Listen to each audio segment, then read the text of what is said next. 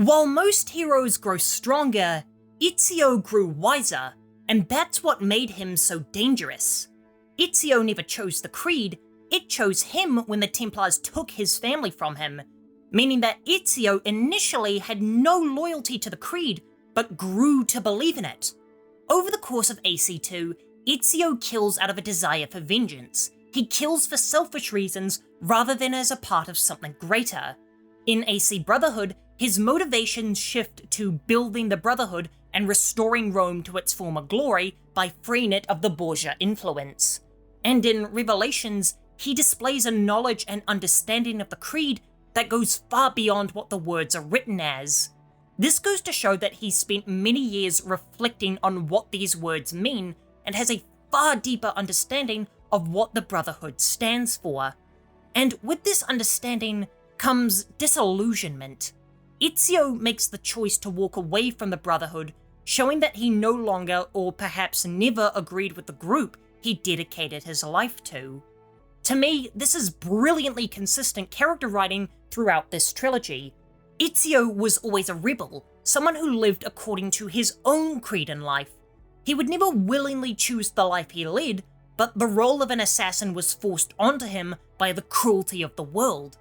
A devout and rigid organization would never fit in with his charismatic and hot-headed personality, but he accepts his role and plays it beautifully across many decades.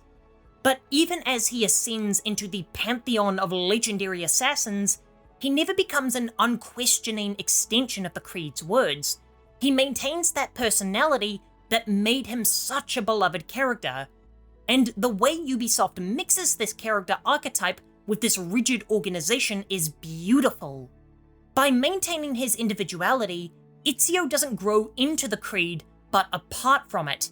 Yet the game also never falls into the trope of the hero rebelling against the organization or growing to hate it. Instead, as Ezio ages, he's able to contemplate the Creed from both an outside and inside perspective, gaining a unique perspective on the words. To quote the man himself in Revelations, "Nothing is true. Everything is permitted." That is rather cynical. It would be if it were doctrine, but it is merely an observation of the nature of reality. To say that nothing is true is to realize that the foundations of society are fragile, and that we must be the shepherds of our own civilization. To say that everything is permitted is to understand that we are the architects of our actions, and that we must live with their consequences, whether glorious or tragic. This is almost certainly not the interpretation that these words were intended to have, but Ezio's experience with the Creed is unique, and it's only through outsider perspectives that the meaning of these words is able to grow. And you just have to look at how successful he was over his career to see that his uniqueness brought the Creed more success than potentially any other assassin has ever achieved.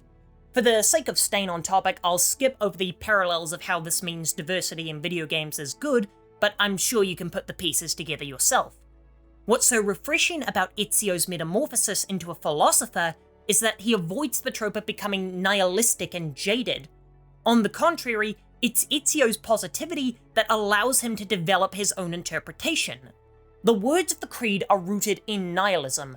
Nothing is true, everything is permitted. This is why most of the Creed members are so sullen and withdrawn. Their philosophy is rooted in a statement that basically means nothing matters, so do whatever you want. But as an outsider with a positive outlook on life, Ezio transforms the message into one of responsibility.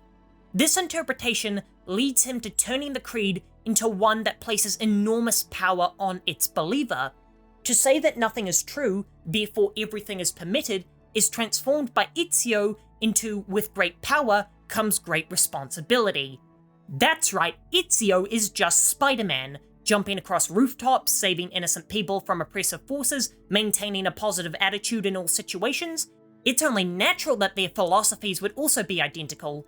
Now, is what I'm saying crazy? Well, let's find out together. And for Roger, yes. So at the end of Assassin's Creed Revelations, as they're walking up the steps, Ezio has this really beautiful interpretation of the Creed. Sonic the Hedgehog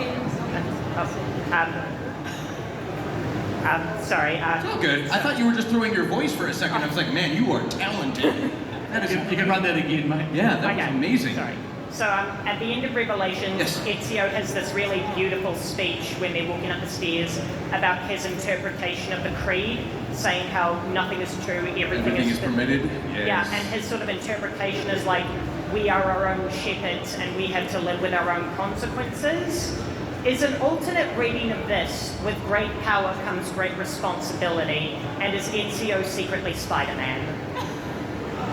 Okay, the first question I got was like, who's your favorite character? That's easy. This is difficult.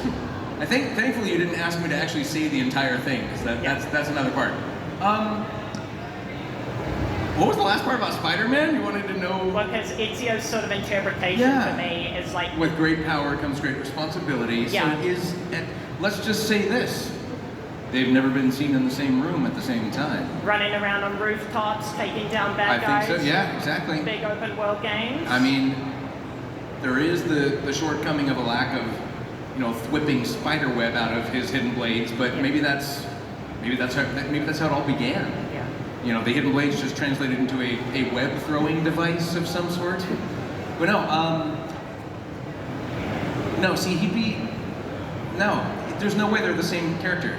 Ezio's too smart to be Spider-Man, because Ezio, with that hidden blade, would at least have the forethought of cutting in like a mouth hole into his mask. Yeah. And Spider-Man didn't do that. So I assume Spider-Man would suffocate if he had to do a lot of climbing, whereas Ezio does the climbing no problem. All that parkour, because he was smart enough to know you gotta breathe when you're in costume. Spider-Man hasn't thought that through, so there's no way they're the same character.